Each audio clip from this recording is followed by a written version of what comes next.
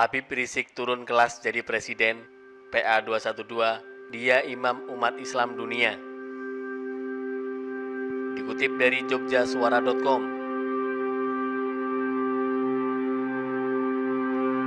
Menjelang pulang ke tanah air, sosok Habib Rizik Syihab terus menjadi perhatian publik. Belakangan, pembicaraan mengenai pimpinan Front Pembela Islam itu tak hanya seputar kepulangannya, tetapi bahkan muncul isu ia akan dicalonkan sebagai presiden di Pilpres 2024. Menanggapi berkembangnya isu tersebut, Persaudaraan Alumni atau PA 212 mengaku tak terlalu mendukung, sebab kedudukan Habib Rizik jauh lebih tinggi dari sekedar pemimpin negara. Seperti dilansir dari Hops.id, Ketua Media Center PA 212 Novel Bamukmin mengatakan, seandainya Habib Rizik menjabat sebagai Presiden Indonesia, maka terjadi penurunan kelas. Mengingat, kata dia, Habib Rizik merupakan sosok ternama yang kedudukannya paling tinggi di dunia. Kalau menjadi capres, kelas HRS menjadi turun, karena HRS sudah menjadi imam besar umat Islam di dunia, ujar Novel Bamukmin. Lebih lanjut, Novel tak menampik ada segelintir pihak yang tak suka Habib Rizik, namun menurutnya jumlah orang yang suka dan kagum terhadap sosok kontroversial tersebut jauh lebih banyak. Maka tak heran seandainya nama dia digaungkan di mana-mana. Bahkan tidak ada kedudukan yang tinggi selain HRS di dunia ini, karena umat Islam yang paling besar di dunia penduduknya adalah Indonesia, terangnya. Diketahui, sebelumnya pernyataan serupa juga pernah disampaikan Novel Bamukmin kepada media. Kala itu dia menyebut magis Habib Rizik bisa terlihat saat dia memimpin 18 juta umat Islam pada aksi 212 di Jakarta. Jika bukan karena dia, mungkin peristiwa bersejarah tersebut mustahil terjadi. Dalam aksi super damai, gerakan 212, tertib dan bersih, seharusnya sudah harus diakui sebagai pencerahan untuk dunia yang menggugurkan teori manapun. Karena kalau sudah jutaan manusia berkumpul, sangat sulit dikendalikan, apalagi ini Islam yang dihina. Tegas Novel beberapa waktu lalu. Habib Rizik dijadwalkan akan pulang ke Indonesia 10 November mendatang. Rencananya setelah mendarat ke tanah air, akan langsung menuju kediaman di Petamburan, Jakarta Pusat. Di sana mereka beristirahat. Habib Rizik akan berada di kediamannya selama 2-3 hari untuk istirahat. Selanjutnya, Habib Rizik mengatakan aktivitas pertama yang akan dilakukan setelah istirahat di rumah, yakni silaturahmi atau sowan ke gurunya, Al-Habib Ali bin Abdurrahman Assegaf di Tebet. Insya Allah, Jumat subuh 13 November 2020, saya dan kawan akan sholat subuh dan menghadiri Maulid Nabi Muhammad SAW di tempat kediaman guru kami tercinta, Murabi Sayyidil Wali Habib Ali bin Abdurrahman Assegaf di Tebet, Jakarta Selatan. Beliau adalah guru saya tercinta, kata Habib Rizik. Selepas sowan ke gurunya, Habib Rizik akan meluncur ke Pondok Pesantren Agrokultural Markas Syariah di Megamendung, Bogor, Jawa Barat untuk meninjau pembangunan pondok. Pukul 08.00 dari tempat beliau, kami langsung ke Bogor, ke Ponpes Agrokultural Markas Syariat, sholat Jumat di sana, dan laksanakan peletakan batu pertama untuk pembangunan Masjid Raya Markas Syariat, ujar Habib Rizik. Sehari berikutnya, Habib Rizik akan menikahkan putrinya di kediaman Petamburan, Jakarta Pusat. Insya Allah pada 14 November malam, ba'da sholat Isya, kita langsung ke DPP FPI untuk gelar peringatan Maulid Nabi SAW di markas FPI di Petamburan, Jakarta Pusat.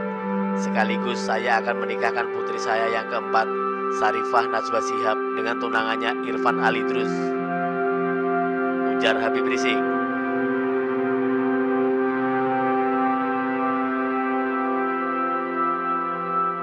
Sementara itu, dikutip dari jakartasuara.com, Refli Harun ungkap peluang Habib Rizik jadi capres 2024 setelah pulang. Pakar hukum tata negara Refli Harun menyebut Habib Rizik Syihab berpeluang menjadi calon presiden di pemilu 2024. Ini bisa terjadi jika Habib Rizik mau. Selain itu, ini bisa terjadi jika ambang batas presidensial threshold dihapuskan. Presidensial threshold ini merupakan ambang batas syarat partai mengajukan calon presiden dilihat dari perolehan kursi parlemen di DPR. Kalau memang Habib Rizik ingin berbuat kepada negara, turun gelanggang, kenapa tidak? Makanya hapuskan presidensial threshold, tetapi ini tergantung dia. Apakah dia akan ikut berpolitik lebih jauh atau memang tetap menjadi penjaga moral saja? Kata Refli dikutip dari akun YouTube-nya. Menurut Refli, kans Habib Rizik jadi capres 2024 bisa saja terjadi. Terlebih FPI pernah mau jadi partai, namun keinginan itu adalah keinginan lama. Kini keinginan FPI mau jadi partai sudah tidak relevan.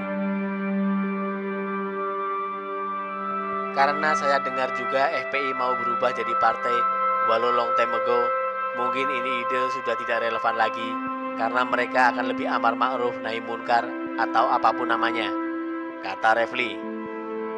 Tetapi yang pasti, sosok Habib Rizik dipercaya bakal memainkan peran signifikan dalam politik Indonesia ke depan, kendati dia berasal dari jalur non-partai.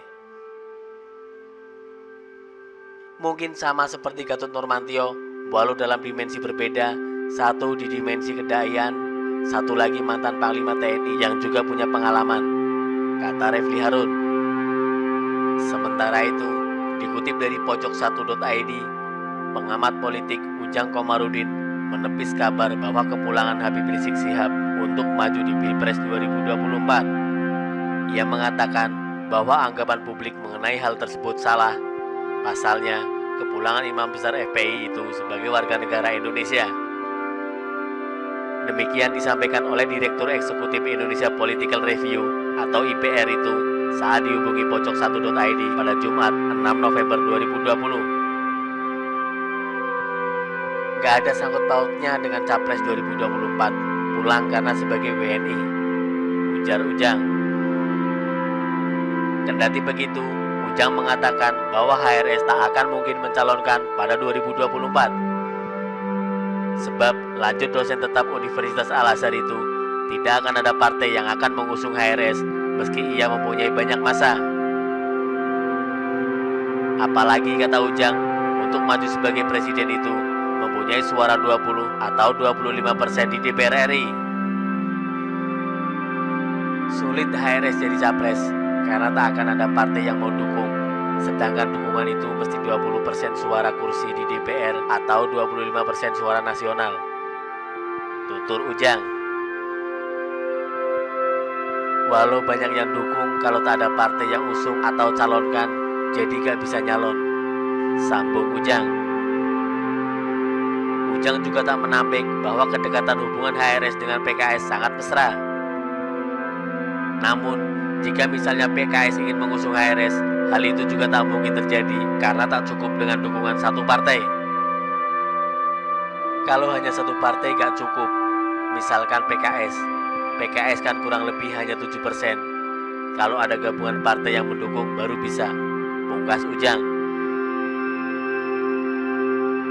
Senada dengan Wasekjen DPP PA 212, Novel Bamukmin mengatakan bahwa HRS tak pernah memiliki niat untuk maju sebagai presiden pada Pilpres 2024. Menurut Novel, jika HRS maju sebagai calon presiden, sama juga menurunkan elektabilitasnya sebagai tokoh sentral besar umat Islam seluruh dunia. Menjadi capres, kelas HRS menjadi turun karena HRS sudah menjadi imam besar umat Islam di dunia, kata Novel.